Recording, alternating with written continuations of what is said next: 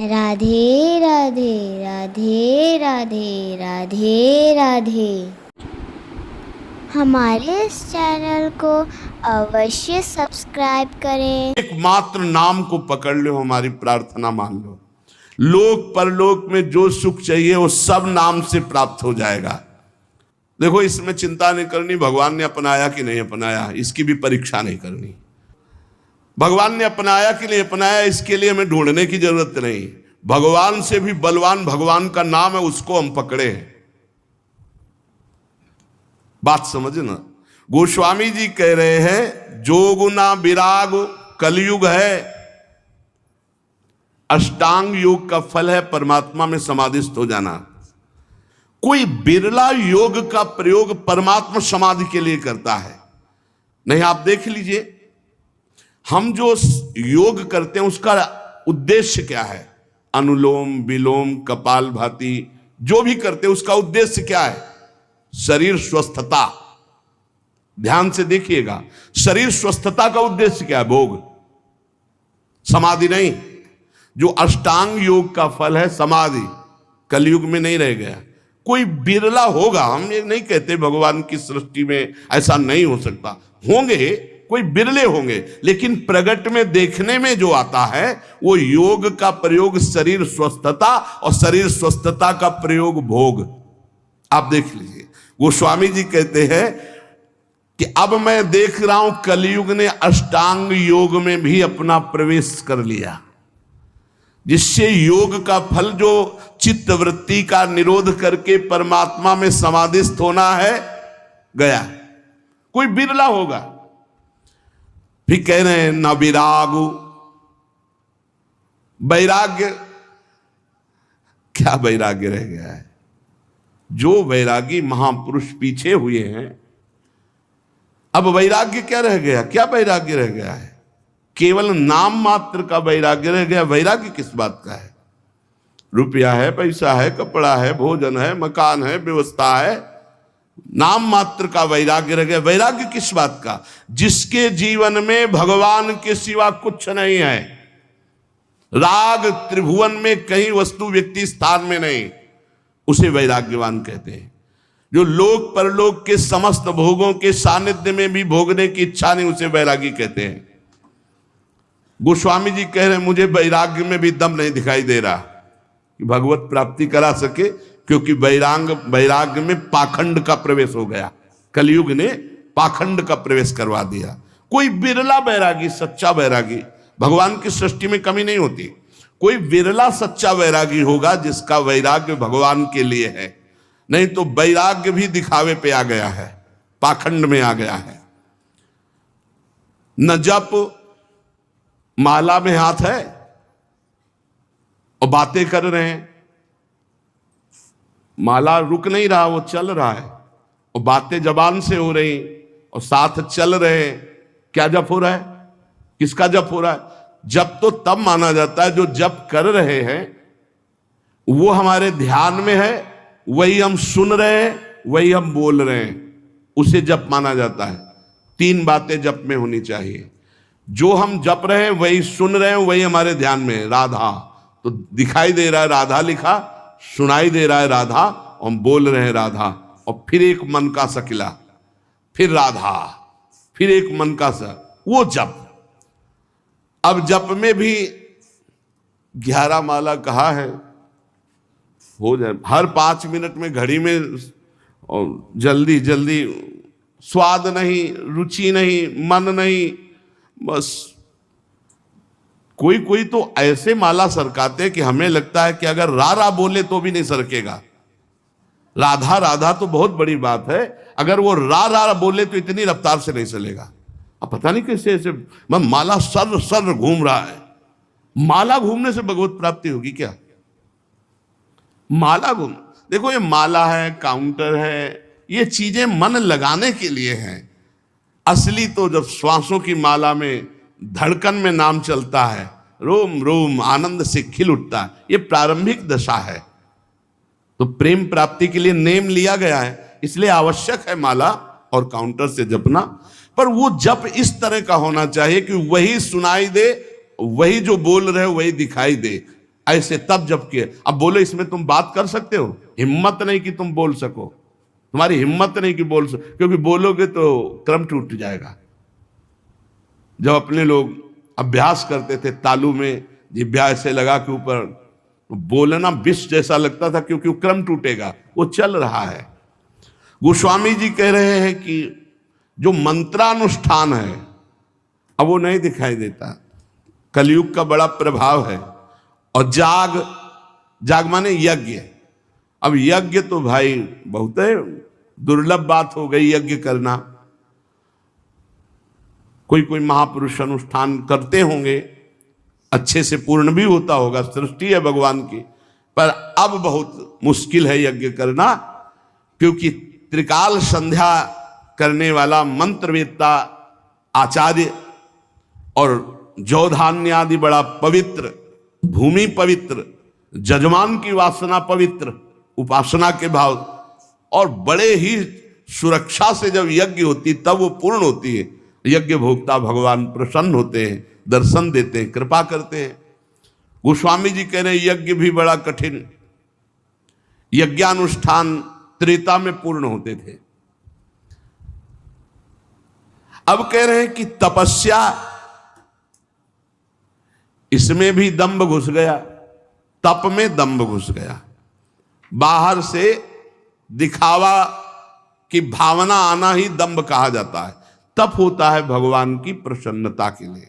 बहुत से महात्मा एक लंगोटी लगाए पूरा जीवन ऐसे कष्ट सहते हुए भगवान को रिझा लिए, आज भी हैं, पर प्रायः तपस्या में दंभ घुस गया है, दिखावा घुस गया है, उससे तपस्या का फल। और भगवान तपस्या समर्पित करके दैन्य होने से भले मिल जाए, नहीं तपस्या से भगवान को नहीं खरीदा जा सकता। तप के द्वारा भगवान को खरीदा नहीं जा सकता। तप में शक्ति संचय होती है, पर अहम त्याग करके वो तप भगवान को समर्पित कर दे तो भगवान की प्राप्ति हो जाए। पर शुद्ध तप, तप का अर्थ होता है ताप सहन करना। जैसे काम हमारे हृदय में ताप देता है, क्रोध हमारे हृदय में ताप देता है, लोभ मोह देता है, इनको हम सह जाएं। अपने धर्म में चलने पर जो कष्ट होता है उसे सह जाने को तपस्या कहते हैं। बोले वो भी दिखावा हो गया है, दिखावा हो गया है। भगवान जानते हैं तो हम दिखावा किसके लिए कर रहे हैं? तो तप में दिखावा, दंभ घुस गया। और बोले जो त्याग है, जोग न विराग जप जाग तप त्याग, त्याग कहते हैं हमारे हृदय में भगवत प्राप्ति की लालसा हुई है, जानबूझकर सारे भोगों का, सुख सुविधाओं का त्याग करके असुविधा युक्त जीवन, भगवान के लिए सब सुविधाएं हैं, असुविधा युक्त जीवन। त्याग का जब तक अहम होता है तो ना संतों में और ना भगवंत में द्रवण क्रिया नहीं होती, ध्यान रखना। उनका हृदय तभी द्रवित होता है जब त्याग का, अहम का भी त्याग हो जाए। कई बार सत्संग में सुनाया है, पूरे भारत की नदियों का भ्रमण करके फलाहार दुग्ध आदि से जीवन व्यतीत करते थे। उनको जब सुनने को मिला महाप्रभु चैतन्य देव की महिमा की कीर्तन में अमृत बरसता है, तो उन्होंने लगा कि जब मैं जाऊंगा तो मैं त्यागी हूँ, समस्त तीर्थों का अवगाहन किए हूँ, फलाहार दुग्धाहार रहता हूँ, तो महाप्रभु गले से लगा लेंगे। कीर्तन में पहुंचे, जे भी पहुंचे तो महाप्रभु का कीर्तन रुक गया और कहा कौन बहिर्मुख पुरुष आ गया जिससे कीर्तन का रस सूख रहा है? और वही आए हुए थे। बोले हटाओ इनको, हटा। अब वो जो दूर जा करके खड़े हुए और रोने लगे कि प्रभु क्या मुझ जैसे अधम का आपके चरणों में कोई स्थान नहीं मिलने का? अगर आप जैसे महापुरुष, अंदर से प्रार्थना करते हैं, आप जैसे महापुरुष मुझ जैसे अधम को स्वीकार नहीं करेंगे, फिर मेरा उद्धार कैसे? महाप्रभु दौड़ पड़े और जाके गले से लगा लिया और कीर्तन में उन्मत्त कर। अहम का त्याग, त्याग की स्मृति का त्याग, दैन्य भाव। तो त्याग का भी महत्व भगवत प्राप्ति नहीं करा सकता। तीरथ न धर्म जानो वेद विधि किमि है। अब तीर्थ, ध्यान देना, आप कलयुग की चाल का ध्यान देना, आप सब हृदय वाले हैं। घर गृहस्थी में उतने पापाचरण की वृत्ति नहीं आएगी जितना तीर्थ में आने की संभावना है। क्यों आने की संभावना है? कलयुग की कुचाल है कि यहां का पाप वज्र की तरह होगा, तुम्हारी दुर्गति होगी।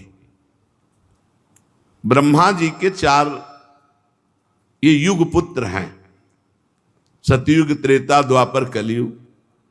सतयुग से कहा मैंने सृष्टि की रचना में नरक की रचना की है, उसका भी ध्यान रखना, कुछ लोग उधर भी जाना चाहिए। बोले प्रभु हमारे राज्य में कोई नरक जाए असंभव, आपकी इस आज्ञा का पालन नहीं हो पाएगा। सतयुग ने कहा। त्रेता से तो त्रेता ने कहा बड़े भैया का अनुसरण करेंगे। द्वापर से कहा तो द्वापर ने कहा हम आज्ञा पालन करने की सम्यक चेष्टा करेंगे, आपकी आज्ञा का पालन हो कि कुछ लोग जो अधर्माचरण करेंगे वो नरक भेजे जाएं। सतयुग में अधर्माचरण, त्रेता में।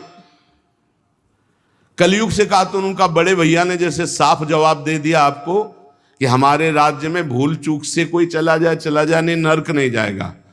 तो वही हम उत्तर देते कि हमारे राज्य में भूल चूक से कोई स्वर्ग या परम पद चला जाए, सबको नरक भेजेंगे सीधे। कलयुग सीधे आओ फुल नरक, चिंता मत करो महाराज, आज्ञा का पालन हम करेंगे। हर जगह तीर्थयाटन में व्यसन, व्यभिचार, छल, कपट, चोरी ये निषेध है, पर लोग तीर्थयाटन में जाकर के ऐसे अपराध ज्यादा कर देते हैं। नशा करना, व्यभिचार करना, चोरी करना, क्रोध करके लड़ाई कर लेना, किसी तीर्थवासी को पीट देना, अपमान कर देना, ऐसे बहुत तरह से। वेद विधि किम है? अब वेद विधान तो वो समझे जो शास्त्र स्वाध्याय करे, जो खूब महापुरुषों का संग करे, वो जान पाता है क्या करना चाहिए क्या नहीं करना चाहिए। तस्मात् शास्त्रम प्रमाणम ते कार्य व्यवस्थित हो। अब यहां फुर्सत नहीं है मोबाइल से, टेलीविजन से, पेपर से, संसार की बातों से। तो कौन पढ़े योग वासिष्ठ, कौन पढ़े भगवत गीता की टीका, कौन पढ़े श्रीमद् भागवत महापुराण, कौन पढ़े वेद के सिद्धांत। तो कैसे पता चलेगा जीव का कर्तव्य क्या है, क्या करना चाहिए क्या नहीं करना चाहिए। ऐसा नहीं वैदिक सिद्धांत को जानने वाले नहीं हैं, पर बिरले कोई। तो भगवत प्राप्ति इसमें भी बड़ी कठिन। गोस्वामी जी कहे तुलसी सो पोचना भयो है, नहीं हुए है कहूं। अब मैं तुमसे अपनी बात कह रहा हूं कि मेरे जैसा पामर कोई ना हुआ है ना है। पहले तो बताया इन सब से अब भगवत प्राप्ति नहीं होने वाली, ध्यान दे लो। बहुत बढ़िया सिद्धांत, ये सब शास्त्रों का सिद्धांत, हृदय सम्मत सिद्धांत को स्वामी जी कह रहे। जोग ना विराग जप जाग तप त्याग व्रत तीरथ ना धर्म जानो, वेद विधि किम है। अब व्रत की पूछो तो कोई बिरला ही व्रत का नियम। एक बार हमने वर्णन किया था कि दशमी को ये और एक बार, और द्वादशी को एक बार, और एकादशी को तो पूरा या तो निर्जला रहो या एक बार जल फल फूल जो कुछ थोड़ा सा ग्रहण कर लो। अब तो जानते हो कैसे व्रत होते हैं, कूटू का और सिंघाड़े का। जैसे कूटू के पकौड़ा बन रहे हैं, सिंघाड़े के हलवा बन रहे हैं, समा के खीर बन रही, और क्या क्या पकवान बन रहे हैं। बाल भोग अलग, राज भोग अलग, शयन भोग अलग। भैया ऐसे व्रत तो रोज रहे तो बढ़िया चकाचक है। नहीं, व्रत का मतलब है उपवास। तो उपवास पूरे दिन कुछ नहीं, शाम के समय जल फल कुछ ले लिया नहीं, पार पूरा उपवास करके निर्जला। एक कोई भी व्रत रहो तो ऐसे थोड़ी है कि पुआ पकौड़ी और सब इधर उधर के जोड़ बटोर करके कि वही खाना पीना। अरे मर जाओगे क्या एक दिन के लिए। व्रत रहो तो शाम से हर व्रत में मंगल विधान होता है। जो हम जलते हैं, जो भूख से व्याकुल होते हैं, उससे हमारे पाप नष्ट होते हैं। अब ऐसा व्रत नहीं रह गया, डकार आ जाए और दिन चाहे ना आवे, व्रत के दिन जरूर डकार आवे। इतना बड़ा तरबूज फल भी तो डकार आ जाए पक्का। व्रत किस बात का, दबा दबा के फल फूल और सब मिष्ठान और सब पा रहे हैं। अब बोले व्रत है तो भाई ऐसे व्रतों से भगवत प्राप्ति नहीं होती। व्रत रहा गया है, शास्त्रों में वर्णन है, आप देखो पयोव्रत का वर्णन है, चंद्रायण व्रत का, कृच्छ व्रत का, बड़े बड़े व्रत का। अब कौन सा व्रत रह गया है? अब रसेंद्री का व्रत रह गया है। एक पत्ता मुख में रख लेते हैं माता जी, अपर्णा नाम पड़ गए, तब भगवान शिवपति रूप में प्राप्त, तब भगवान की प्राप्ति। व्रत ही तो तुलसीदास जी कह रहे हम तुम्हें बता दें, हम सब तरह से पामर हैं। देखो महापुरुषों का हृदय। तुलसी सो पोच ना भयो है, नहीं हुए है कहूं, मेरे जैसा पामर न कोई है और न कोई होगा। सोचे सबया के अग कैसे प्रभु क्षमी है, मेरे तो न डरू, मुझे कोई डर नहीं है भाई। क्यों? तुमने क्या पा लिया कि तुम्हें डर नहीं? बोले रघुबीर सुनो साची कहो, औरों से नहीं, सीधे भगवान से कह रहे, कहीं है तुम्हें सज्जन ना गमई है। दुष्ट लोग इस बात से प्रसन्न होंगे, अब देखते हैं इसकी कौन सी दशा होगी। पर सज्जन लोग इस बात से दुखी होंगे कि तुलसी राम का है, इसका अहित कैसे हो सकता है। तो कह रहे हैं मुझे डर नहीं, सुनो रघुनाथ जी, भले सुकृति के संग मोहि तुला तौलितो, तपस्वी व्रती तीर्थयाटन योगी जपी त्यागी, इन सबको एक तुला में रख लो हे रघुनाथ जी, और तौला जाए तो मेरी तरफ कांटा भारी होगा। बोले क्यों महाराज?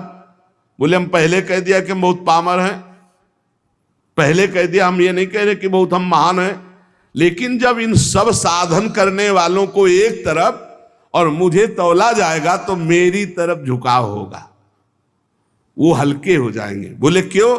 नाम के प्रसाद भारू मेरी ओर नमी है, क्योंकि मैंने केवल नाम का आश्रय ले लिया है। ये खास बात, केवल नाम का आश्रय लिया तो जो अन्य सब साधनों का फल एक तरफ तौला जाए या अन्य सब साधन करने वाले एक तरफ हो, और तुलसीदास जी कहते हैं मुझ पामर को एक तरफ रखा जाए, तो रघुनाथ जी को साक्षी करके कहते हैं वो कांटा हमारी तरफ झुकेगा। बोले क्यों? बोले मैंने नाम का प्रभाव, नाम को रात दिन नाथ हूं ना अपनायो, लोक झूठी है परिपय, प्रभु ते प्रबल प्रताप प्रभु, नाम को पायो नाम चारु चिंतामणि, उर करते न खसई हो, अब लो नसानी अब ना नसई हो, एक सेकंड भी नहीं जाने दूंगा। अब बस ये 2 अक्षर मेरे जीवन है, माई बाप है, रात दिन प्रभु का नाम, इसलिए मेरी जय हो गई। समझ लो सत्संग में सब साधन एक तरफ और नाम जापक एक तरफ, एकमात्र भगवान के नाम में। गोस्वामी जी कह रहे हैं जागिए न सोइए बिगोइए जन्म जाए, दुख रोग रोइए कलेश को काम को, राजा रंक रागी और विरागी भूरी भागिए, अभागी जीव जरत प्रभाव कलि बाम को, तुलसी कबंद कैसो धाई वो विचारु अंध, धंध देखियत जग सोच परिणाम को, सोई वो जो राम के स्नेह की समाधि सुख, और जागबे जो जीह जपे नी के राम नाम को। इस कलयुग ने सबकी बुद्धि को भ्रष्ट कर दिया है। हरिवंश महाप्रभु कहते पाए जान जगत में सब जन, कपटी कुटिल कलयुगी टंचु, सबकी बुद्धि में कलयुग अपना प्रभाव दिखाए। गोस्वामी जी कह रहे हैं इस संसार में ना तो कोई जाग रहा है और ना सो रहा है, अब प्रपंच में फंसे। बोले नहीं, जागते भी हैं सोते हैं, तो गोस्वामी जी कह रहे हैं हम जागना किसे कह रहे हैं और सोना किसे कह रहे हैं? बोले जागिबो जो जीह जपे नी के राम नाम को, और सोईबो जो राम के स्नेह की समाधि सुख। सोना किसे कहते हैं? भगवान के चिंतन में डूबा हुआ आनंद मगन कब निद्रा में चला गया, फिर जगा भगवान के चिंतन, इसे सोना कहते हैं। बोले संसार के जीव न सोना जानते हो न जागना, और जागना किसे, जब चेतना में है तो हर समय जबान से नाम जप कर रहे हैं। गोस्वामी जी कह रहे ये कलयुग है, जीवन का जीवन पूरा व्यर्थ नष्ट कर रहा है कलयुग। मनुष्य के दुख शोक रोग रो रहे हैं, जिंदगी बर्बाद हो रही, काम क्रोध क्लेश ये सब के हृदय में बाढ़ आ रही है। राजा रंक रागी विरागी भागी अभागी सबको कलयुग ने अपने में ग्रसित कर लिया है। कुटिल कलयुग का ऐसा प्रभाव है कि सबको अंधा कर दिया है। वह धंधा दसेंद्री जनेंद्री का, ईमानदारी से देख लो, खूब बढ़िया खाने को मिले भोगने को मिले, अंधा कर दिया। ना ये चैन से सो पा रहे हैं ना जाग पा रहे हैं। चैन से सोना है भगवान का चिंतन करते हुए, भगवान के चिंतन में सोना, और जागना है रात दिन नाम चल रहा है, यही जगना है। गोस्वामी जी कह रहे हमारे ऊपर कलयुग होश में नजर मत डाल देना। सुनिए कराल कलिकाल भूमिपाल तुम जाय घालो चाहिए कायदो राखे ताय को। ए महिपाल हो तुम, कलयुग तुम्हारा राज इस समय फैला हुआ है, तुम राजा हो मानते हैं, तुम सबको नष्ट कर रहे हो ये भी जानते हैं, सबको बुद्धि भ्रष्ट। सब में कौन बचा है, जो सोता है भगवान का चिंतन करके, जगता है भगवान का चिंतन करके और हर समय नाम जप करता रहता है, उसके ऊपर कलयुग का प्रभाव नहीं पड़ेगा। सुनिए कराल कलिकाल भूमिपाल तुम जाय घालो चाहिए कायदो राखे ताय को। जिसको तुम नष्ट करना चाहो उसे कोई बचा नहीं सकता भगवान के सिवा। अरे बुद्धि बदल दी महाराज परीक्षित की, जो गर्भई में भगवान का दर्शन किए थे, मरा हुआ सांप ऋषि के गले में ऐसे विनोद में डाल दिए। वो विनोद है, वो समाधिस्थ महात्मा है, इतने बड़े पूज्य महात्मा, उनके गले में एक मरा हुआ सांप डाल दिया। बुद्धि खराब कर देता है कलयुग। गोस्वामी जी कह रहे देखो मैं कोई अहंकार से नहीं कह रहा, ए कलयुग हाँ तो दीन दूबरो बिगारो ढारो रावरो ना मैं हूं ते हूं ताई को सकल जग जाहि को। वैसे बहुत दीन हूं बहुत दूबरा हूं, पर ऐसा मत समझ लेना मैं बहुत बड़े का हूं। ए कलिकाल साची कहो कलिकाल कराल में ढारो बिगारो तिहारो कहा है। काम को कोह को लोभ को मोह को महिषोआन प्रपंच रहा है। हाँ जगु नायक लायक आज पे मेरी ओ टेव कुटेव महा है। जानकी नाथ बिना तुलसी जग दूसरों सु करी हो ना हा है। तू अपना इतना प्रभाव बढ़ा लिया, सारे जगत को काम क्रोध लोभ कपट मोह हिंसा दंभ पाखंड मदिरा पान मांस खाना व्यभिचार करना फैला दिया तूने। पर मैं हाहा तेरे से नहीं खा सकता, मैं रघुनाथ जी का हूं, देख तू मेरा कुछ नहीं बिगाड़ सकता। क्यों?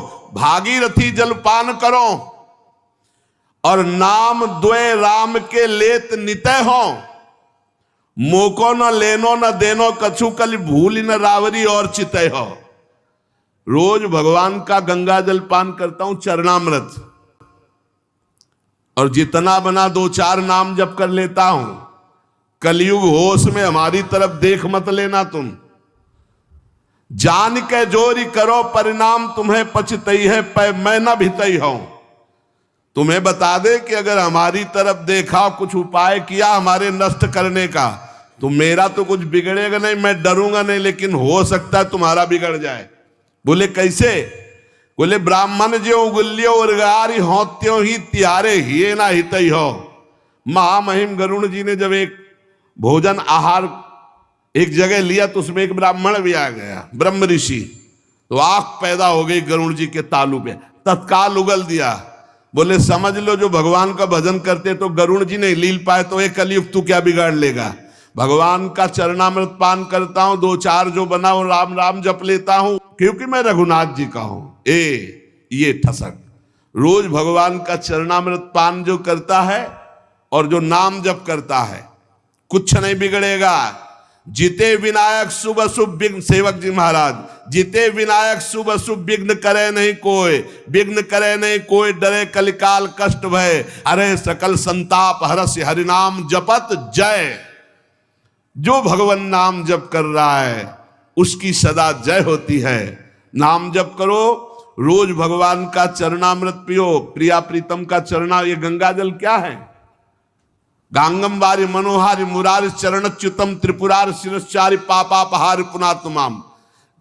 कई बार सत्संग में कहा चरणामृत का नियम ले लो, बिना चरणामृत के भोजन मत करो, पहले चरणामृत जाएगा प्रभु का तब भोजन पाएंगे। ऐसा नियम लिए हो? सुबह होते ही पहला बात होनी चाहिए चरणामृत अपनी जिह्वा पे जाए। भागीरथी जल पान करो और नाम द्वय राम के लेत नितय हो। देखो बोले जो बना हमसे 2-4 बार नाम ले लेता हूं, भगवान का चरणामृत पीता हूं, गंगा जल पीता हूं। ए कलिकाल हमारी तरफ देख मत लेना, वो नहीं देखेगा कलिकाल। नाम जब चल रहा है बुद्धि भ्रष्ट नहीं होगी, नहीं भ्रष्ट कर देगा। कलिकाल ने बुद्धि को भ्रष्ट कर दिया।